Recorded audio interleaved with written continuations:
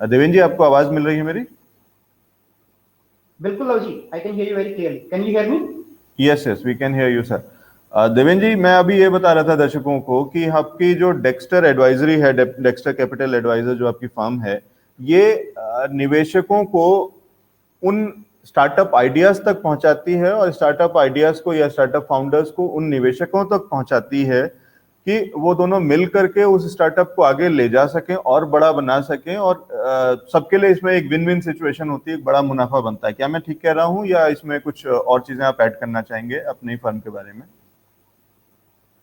लवजीत, आप बिल्कुल ठीक कह रहे हैं। मैं इसका बहुत ही बेसिक एक्सप्लेनेशन देता हूं। जब कोई, मुझे लगता है सब लोगों ने स्टॉक मार्केट में इन्वेस्ट किया हुआ है पिछले 20-25 सालों से। जी। तो स्टॉक मार्केट में जब इन्वेस्ट करते हैं तो आप शेयर खरीदते हैं। तो शेयर खरीदने का मतलब है कि आप उस कंपनी के बिजनेस में एक छोटी हिस्सेदारी, वो आपने 10 शेयर खरीदे तो 0.1% या उससे भी कम हो सकती है, तो आप उस तरह से खरीदते हैं क्योंकि वो कंपनी बड़ी हो गई है, 5,000 करोड़ की, 10,000 करोड़ की, और ऑब्वियसली 1 लाख 2 लाख 10 लाख में खरीदेंगे, छोटी हिस्सेदारी होगी। आप कुछ भी नहीं कर रहे हैं, आप बिजनेस में इन्वेस्ट कर रहे हैं। जब आप डेक्स्टर कैपिटल के थ्रू या और किसी भी एंजल प्लेटफॉर्म के थ्रू, बहुत सारे एंजल प्लेटफॉर्म्स है, उनके थ्रू जब कंपनीज में इन्वेस्ट कर रहे हैं, तो आप कुछ भी नहीं कर रहे हैं, आप बिजनेस में इन्वेस्ट कर रहे हैं। बट आप उस बिजनेस में, जब वो बिजनेस बड़ा हुआ, उससे बहुत पहले इन्वेस्ट कर रहे हैं। आप सोचिए कि रिलायंस में किसी ने 1977 या 1979 में इन्वेस्ट किया होता, आप सोचिए किसी ने इंफोसिस में 1991 या 92 में इन्वेस्ट किया होता, या उससे पहले इन्वेस्ट किया होता, स्टॉक मार्केट लिस्टिंग से पहले, तो उसका प्रॉफिट क्या होता। इसमें यह बात जरूर याद रखने की है कि आप जितना अर्ली आते हैं उतना मुनाफा ज्यादा होने के चांसेस भी बढ़ते हैं, कि आपको मुनाफा, जैसे स्टॉक मार्केट में 2 गुना 3 गुना हो जाता है पैसा, यहाँ पर मुनाफा, यहाँ पर पैसा 2 गुना 3 गुना नहीं, 10 गुना 15 गुना 20 गुना भी हो सकता है। आप यदि देखना चाहें तो ओला ओला कैब जिसको सब यूज करते हैं, उसमें आईआईटी बॉम्बे से मैं हूं, आईआईटी बॉम्बे से ओला के फाउंडर है भाविश अग्रवाल, हमारे कुछ फ्रेंड्स ने उसमें इन्वेस्ट किया था, और उन फ्रेंड्स ने आफ्टर 5 to 6 years करीबन 100x का प्रॉफिट बनाया। तो ये एक अपॉर्चुनिटी देता है ज्यादा प्रॉफिट बनाने का। मतलब मेरे फ्रेंड ने, उन्होंने 3 लाख रुपए इन्वेस्ट किए, और उनका भी हल्का सा स्टेक है, बहुत ही माइनिंग, बट मेरे ख्याल से जब उनको एग्जिट मिला तो करीबन उन्होंने 3 करोड़ बनाए। लेकिन इसमें यह बात जरूर ध्यान रखने की है कि जितना आप जल्दी इन्वेस्ट करेंगे उतना प्रॉफिट बनने के चांसेस ज्यादा है, लेकिन रिस्क भी ज्यादा है। यह भी हो सकता है कि कंपनी ना चले फाउंडर के पूरे एफर्ट लगाने के बावजूद। ऐसा नहीं कि फाउंडर कोई दिक्कत करेगा, चीटिंग करेगा, लेकिन हो सकता है कोई भी रीजन से कंपटीशन ना चले और आपका पूरा पैसा हो सकता है जीरो भी हो जाए। तो आपको इस चीज में यह ध्यान रखने की जरूरत है कि आप या तो कंपनी को अच्छे से डिलीजेंस करें, या ऐसे फाउंडर में पैसा लगाए जिसको आप अच्छे से जानते हैं, या फिर आप किसी एक्सपर्ट नेटवर्क के थ्रू इन्वेस्ट करें, जिससे आप जो इन्वेस्टमेंट कर रहे हैं उसका पूरा डिलीजेंस, उसको पूरा वैलिडेट वो एक्सपर्ट नेटवर्क कर सके। और कोशिश करें, यदि आपके पास मान लो 1 करोड़ रुपए है, 1 करोड़ रुपए एक कंपनी में लगाने के बजाय कोशिश करें कि उस पैसे को 5-5 लाख रुपए करके 20 कंपनी में लगाए, या 10-10 लाख रुपए कम करके 10 कंपनी में लगाए, ताकि यदि एक कंपनी भी यदि नहीं चलती है बट बाकी कंपनी चल जाती है, तो आपका पूरे पोर्टफोलियो में बहुत अच्छा प्रॉफिट बने। तो ये नई एसेट क्लास है, इसको एंजल इन्वेस्टिंग बोलते हैं, और ये भी 3 या 4 साल की, मतलब 5-6 साल से ही पॉपुलर हुई है। और सेबी ने भी इसमें रूल्स ईज किए हैं, पहले इसमें नहीं करते थे 2017-18 से पहले। अब सेबी ने रूल ईज किए हैं, जिससे कैट 1 कैटेगरी में कुछ एक्सपर्ट प्लेटफॉर्म को इजाजत दी गई कि छोटा फंड बना के एंजल इन्वेस्टर जिनकी नेटवर्क 2 करोड़ से ज्यादा है वो इसमें इन्वेस्ट कर सकते हैं। देवेन जी, इसका कुछ आप एसेट क्लास आप क्या कह रहे हैं, इसका क्या नाम दिया गया है, क्या क्या क्या कैटेगरी कहलाती है ये? इस एसेट क्लास को नाम दिया है angel investing. Angel investing, angel का मतलब समझते हैं व्हिच इज लाइक डिवाइन और समथिंग, राइट? तो एक एंटरप्रेन्योर के लिए जब उसको बिजनेस चलाना है, उसको पैसा नहीं मिलता। आज से 30 साल पहले थे कि भाई इस कंट्री में केवल बिजनेस स्टार्टअप बिल्डर डालनी है, बड़े बिजनेस हाउस एक स्टार्टअप फाउंडर के लिए तो इन्वेस्टर ही उसका देवता है, इन्वेस्टर ही उसका एंजल है, उसके लिए देव है, और देव स्वरूप है जो कि आकर के पैसा देता है, उसको लगाता है, उसमें उसके आइडिया में विश्वास करता है, उसके कॉन्सेप्ट में भरोसा दिखाता है, उस व्यक्ति पे भरोसा दिखाता है, और अर्ली स्टेजेस में जब पैसे डालता है, लेकिन वही उतना बड़ा रिस्क भी ले रहा है। तो ये कह रहे हैं देवेन जी कि ये एक नए तरीके का पोर्टफोलियो आप बना सकते हैं, जैसे आप स्टॉक मार्केट में बनाते हैं उस तरीके से एक पोर्टफोलियो बनाइए, कुछ अलग अलग ऐसे स्टार्टअप्स को देखिए, उनको ट्रैक करिए, उनके आइडियाज को समझने की कोशिश करिए। आप समझ सकते हैं कि हो सकता है कि ये आइडिया जबरदस्त है, ये कई बार स्टार्टअप्स के आइडियाज बहुत जबरदस्त होते हैं, तो वो लेकर के आते हैं कि ये तो दुनिया बदल देगा, ये तो बिजनेस बदल देगा, कोई सेक्टर, इंडस्ट्री, कुछ डिसरप्टिव जिसको बोलते हैं, एक शब्द है उसका, टर्म जिसको कहते हैं कि डिसरप्टिव है आइडिया, तो डिसरप्शन लाएगा, तो वो आपको लगता है कि ये इंटरेस्टिंग है। लेकिन दूसरे फैक्टर होता है फिर कि वो उसके पीछे लोग कौन है, टीम कौन है, कौन लोग हैं, तो क्या ये लोग इस काबिल हैं कि उस डिसरप्शन को ला पाएंगे, नहीं ला पाएंगे, तो वो एक चीज होती है, उस पर नजर रखनी होती है।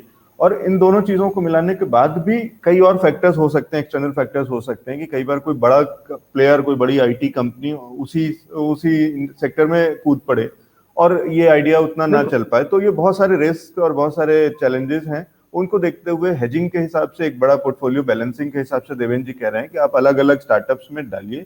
हो सकता है कि एक में आपको नुकसान हो, दो में आपको नुकसान हो, लेकिन इसमें से अगर एक में भी फायदा हुआ तो फायदा इतना बड़ा होता है कि ये सबको कवर कर देता। तो एंजल इन्वेस्टर जिस तरीके से काम करते हैं, वीसी फंड्स जिस तरीके से काम करते हैं, वो एक पोर्टफोलियो बनाते हैं, वो कुछ अलग अलग सेक्टर्स उठाते हैं कि ये इस इंडस्ट्री का, ये मोबिलिटी का, या इसमें से जुड़ा हुआ स्टार्टअप है, ये फूड या अलग चीजों में जुड़ा हुआ स्टार्टअप है, ये तो कौन कौन से सेक्टर में जुड़े हुए स्टार्टअप्स हैं और वाला, ठीक है। तो ये इंटरेस्टिंग है सर, ये पोर्टफोलियो अच्छा, और आप क्योंकि इन्वेस्टमेंट बैंकर हैं और आप ये राय देते हैं और इस तरीके के प्लेटफॉर्म को आप चलाते हैं जहाँ पे निवेशकों को और स्टार्टअप्स को, ये को फाउंडर्स को, मैं समझता हूँ उनको सबको एक जगह ला करके, और सिलेक्टिव को स्टार्टअप्स को, जाहिर बात है कि आप कुछ लेवल तक वो स्क्रूटनी, वो ड्यू डिलीजेंस आप खुद कर लेते हैं कि ये स्टार्टअप में दम नहीं है, या इस आइडिया में दम नहीं है, इस इंडस्ट्री में दम नहीं, या इन लोगों में दम नहीं है, उस टीम में या फाउंडर्स में, वो सारी चीजें आप करके और फिल्टर करके आप वहां तक उन आइडियाज को पहुंचाते हैं जिसमें कुछ पोटेंशियल होता है।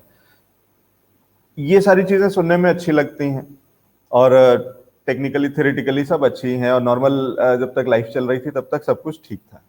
फिर कोविड हैपेंड, पिछले साल दुनिया बदल गई, चीजें बदल गई, जो चीजें हम कभी इमेजिन नहीं कर सकते थे कि सारी दुनिया ताला लगा करके घर के अंदर में बैठेगी और सिर्फ टीवी देख रही होगी, सिर्फ इंटरनेट पे काम कर रही होगी, कोई सड़क पे नहीं निकलेगा, ये अकल्पनीय था और हो गया।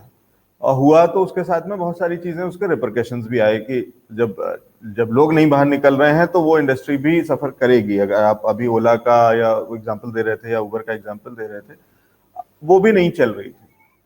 और छोटे स्टार्टअप के लिए तो एक बड़ा चैलेंज हो सकता है। ओला के लिए तो ठीक है कि बड़ी कंपनी है, एस्टेब्लिश्ड कंपनी है, उनके पास रिसोर्सेज हैं, रिजर्व्स हैं, इतनी बड़ी फंडिंग्स हैं कि वो एक साल तक घर बैठे भी अपने पार्टनर्स को, ड्राइवर्स को कुछ ना कुछ सपोर्ट करते हुए बिना गाड़ियों को चलाए, बिना बिजनेस को चलाए, बिना रेवेन्यू के भी बिजनेस कंपनी चला सकते हैं। और आज फिर जैसे ही अनलॉक शुरू होता है तो ओला की गाड़ियां फिर सड़क पे चलती हुई दिखाई दे जाती हैं।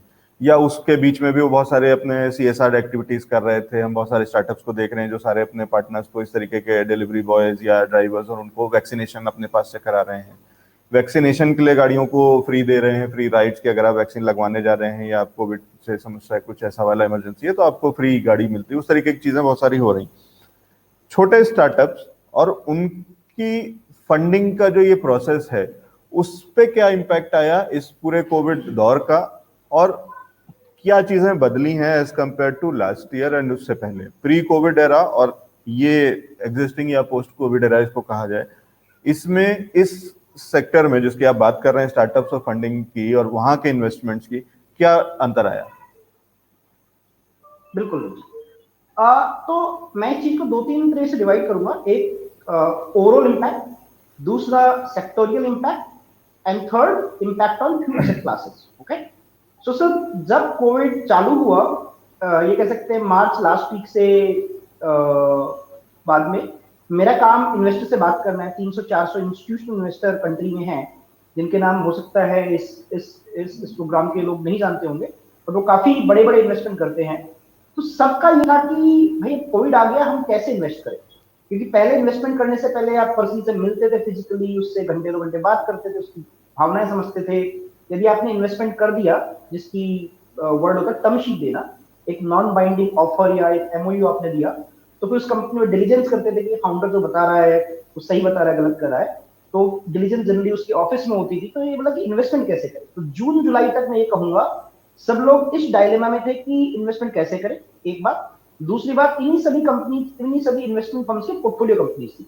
तो ये लोग इस बात से भी जूझ रहे थे कि हम नए इन्वेस्टमेंट को बजाय जो हमारे एग्जिस्टिंग इन्वेस्टमेंट है, हमारे एग्जिस्टिंग पोर्टफोलियो कंपनी है, उनको हम कैसे सपोर्ट करें, उनको कैसे समझाएं कि ऐसी क्राइसिस से कैसे डील करना चाहिए।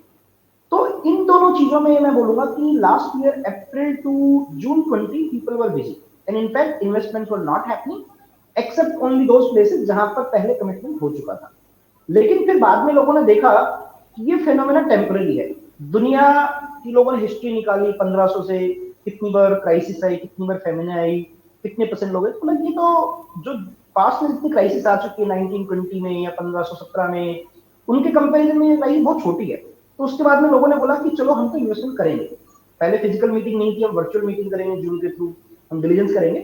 तो आप ये देखेंगे कि टेम्पररी एक पॉज आया, पर उसके बाद में investment activity in startups have actually gone tremendously high. इसका एक एग्जांपल देखना चाहते हैं तो इस करंट ईयर में 2021 में पिछले 3 महीनों में ये मान लो कि अपने जो कंट्री में जितनी यूनिकॉर्न थी, यूनिकॉर्न एक टर्म होती है, एक कंपनी जिसका $1 बिलियन वैल्यूएशन हो जाता है, विच इज 7,000 करोड़ अप्रोक्सीमेटली, उसको यूनिकॉर्न बोलते थे। पहले ये मान लो कि करीबन 30 से 35 यूनिकॉर्न थे, आज की डेट में यूनिकॉर्न करीबन 55 हो गए। मतलब 20 से 25 यूनिकॉर्न पिछले 2 या 3 महीनों में इन्वेस्टमेंट फर्म ने इन्वेस्टमेंट करके उनकी वैल्यू करके क्रिएट कर लिया है। So investment activity in startups is picked up and accelerating. One reason this is picked up, these startups are mostly tech driven, or lockdown के during tech has been the one thing which has kept the entire country together. So that is another reason. Now come to the sectors. Sectors के सिर्फ 2 impact है, एक है छोटा temporary impact, एक है बड़ा लंबे टाइम का impact. Temporary impact obvious है, जिन sectors में let's say real estate है या मिलने की जरूरत है, जैसे movie theaters या hotels, उन पे impact ज्यादा है। लॉन्ग टर्म इम्पैक्ट नहीं रहेगा, क्योंकि एक एंटरटेनमेंट, घूमना एक ह्यूमन इंटेंसिव नेचर है। तो ये मान सकते हैं कि 1 साल 2 साल इम्पैक्ट रहेगा, बट वापस में नहीं रहेगा। तो स्टॉक मार्केट में देखें तो शुरू में इनके स्टॉक्स ने अच्छा परफॉर्म नहीं किया, धीरे धीरे इनके स्टॉक बेटर परफॉर्म कर रहे हैं। बट यदि आप दूसरी जगह पे देखें तो कुछ सेक्टर्स है, जैसे gaming, entertainment, even media, even edtech, education technology, right, these sectors have performed brilliantly well during lockdown because अब सबको घर पे पढ़ना है, घर पे गेम्स खेलने हैं, ये सब एंटरटेनमेंट करना है। These sectors have performed very well and this phenomenon is likely to sustain. कुछ चीजें हैं जो दिखती नहीं है, जैसे कोटक महिंद्रा, उदय कोटक जी ने ट्वीट किया है कि इस लॉकडाउन का लॉन्ग टर्म इम्पैक्ट ये हो सकता है डी अर्बनाइजेशन। जैसे आज की डेट में 1-1 साल से लोग घरों से काम कर रहे हैं, अपने होम टाउन से काम कर रहे हैं, तो उनको लगेगा कि हम सिटी से क्यों काम कर रहे थे, अपने घर वालों से दूर रह के महंगा भाड़ा देकर क्यों रह रहे थे। तो ये काफी पॉसिबल है कि लोग, हो सकता है पोस्ट कोविड वर्ल्ड में भी काफी सारे लोग हो सकता है घर से ही काम करें। यदि ऐसा होता है तो सिटी में जैसे घर बनते थे, हाउसिंग बनते थे, तो वहां पर काफी कुछ इम्पैक्ट हो सकता है कि वो ना बने। इसका मतलब वहां पर जो सप्लाई ऑलरेडी है, that supply will be sufficient for the natural growth that happens to a city, which means sectors like real estate etcetera could be heavily impacted even in a post covid world. So those are the things I think जो हमारे investor. Devendra जी, मुझे फिर ये बताइए, आप जब impact बता रहे हैं और आप ये सेक्टर्स बता रहे हैं जिसमें आप कह रहे हैं कि बहुत सारे सेक्टर्स वो भी हैं कि जब हम कहते हैं कि हाँ जो ऑन रोड है तो ठीक है कि उन पे समस्या कुछ और आई होगी, लेकिन वहीं पे दूसरी जगह दूसरी तरफ अपॉर्चुनिटीज भी हुई बहुत सारे ऐसे स्टार्टअप्स के लिए, जो एडटेक जैसे स्टार्टअप्स हैं कि जब सब बच्चे घर पे हैं तो घर से पढ़ रहे हैं, तो ऑनलाइन एजुकेशन और एडटेक वाले सारे प्लेटफॉर्म्स के लिए एक मौका आ गया। और इस तरीके से बहुत सारे ऐसे प्लेटफॉर्म्स या बहुत सारी ऐसी चीजें होंगी, ऑनलाइन प्लेइंग, गेमिंग और उस तरीके के सेक्टर्स, इनमें एक बूम आया। लेकिन क्या ये रिफ्लेक्ट हुआ उनकी फंडिंग में भी? आप अगर छोटे लेवल पे बात करें, इंडियन लेवल पे बात करें, तो क्या वो दिखा कि ऐसा इन्वेस्टर्स ने उसमें इंटरेस्ट दिखाया, उसमें पैसे आए, इस तरीके की चीजें हुई? बिल्कुल सर, मैं एग्जांपल देता हूं। एक कंपनी से अनअकैडमी, वो कंपनी ऑनलाइन सर्विसेज देती है, एजुकेशन बेस्ड, सब्सक्रिप्शन बेस्ड। तो कंपनी का वैल्यूएशन प्री पेंडेमिक मेरे ख्याल से 600-700 मिलियन से नीचे था। अब पोस्ट पेंडेमिक कंपनी की ग्रोथ बहुत एक्सेलरेट कर गई और आई थिंक अभी कंपनी में और इन्वेस्टमेंट हुआ है। कंपनी की वैल्यूएशन 2 बिलियन से ज्यादा है। और ये कंपनी ज्यादा पुरानी नहीं है, ये कंपनी 5 साल पुरानी है। और मैं जयपुर से हूँ, मेरी जयपुर सिटी से एक लड़का है गौरव मंजा, उसी ने फाउंड की है, राइट। तो ये कह सकते हैं कि post pandemic lot of sectors have huge acceleration. India की कंपनी शेयरचैट का कॉम्पिटिटर टिकटॉक पे ऑब्वियसली फिर थोड़ा बैन लगा, तो सिर्फ उस कंपनी ने काफी एक्सेलरेट किया, राइट। तो ये अनअकैडमी एडुटेक में है, शेयरचैट मीडिया एंटरटेनमेंट में है, गेमिंग में है। तो उस तरह से काफी कंपनियों में काफी अच्छा ये कह सकते हैं इंटरेस्ट आया इन्वेस्टर का। और ये इंटरेस्ट उन सब कंपनियों में है जो डिजिटल ड्रिवन है। कंपनी है ग्रो, ग्रो के फाउंडर है ललित केशरी, जो IIT बॉम्बे से, एक फाउंडर हर्षन वो जयपुर से हैं। वो कंपनी अभी भी यूनिकॉर्न बन गई। वो कंपनी इन्वेस्टमेंट प्रोवाइड करती ऑनलाइन, और 5 से 6 साल में यूनिकॉर्न बन गई। तो काफी सारी ऐसी कंपनी है जिनमें काफी अच्छे से ये कह सकते हैं ग्रोथ हुई, और काफी अच्छा इन्वेस्टर को इंटरेस्ट आया। देवेंद्र जी, चलते चलते बस मुझे मेरा आखिरी सवाल ये बताइए कि क्या इस स्टोरी में, इस इन्वेस्टमेंट स्टोरी में, स्टार्टअप इन्वेस्टमेंट स्टोरी में निवेश करने के लिए कोई तरीका ऐसा भी है जो रिटेल निवेशक उसके अंदर में आ सकते हो? जो हमारे दर्शक हैं, जो अगर उसमें बहुत तरीके के दर्शक होंगे, कई के पास बड़ी पूंजी होगी और उनके लिए तो ठीक है कि आसान होगा किसी एंजल नेटवर्क का पार्ट होना और वहां से वो इस तरीके के स्टार्टअप्स में आपके साथ में जोड़ करके कुछ कर सकते हैं। क्या अभी तक कोई ऐसा मैकेनिज्म बना है कि रिटेल इन्वेस्टर्स जिसके पास बहुत बड़ी पूंजी नहीं है, लेकिन अगर मैं अपने छोटे से पैसे, अगर मैं 10,000 रुपए, 1 लाख रुपए, 10 लाख रुपए कुछ किसी स्टार्टअप में, और ऐसे करके अगर मैं 10 स्टार्टअप में अगर मैं अपने 1-1 लाख रुपए डालना चाहूँ, क्या कोई ऐसा प्लेटफॉर्म या कोई ऐसा तरीका हो सकता है? लवजीत जी, मैं रिटेल इन्वेस्टर को 2 भागों में डिवाइड करूंगा। तो सेबी ने रूल्स ईज किए हैं, बट बहुत ज्यादा रूल्स ईज नहीं किए हैं। तो जो बहुत रिटेल इन्वेस्टर, जैसे आपने 10,000 रुपये, मैं उनको एडवाइस करूंगा इस एसेट क्लास में इन्वेस्ट करने के लिए। मैं उनके लिए टेक्निकली या रेगुलेटरी वाइज पॉसिबल है।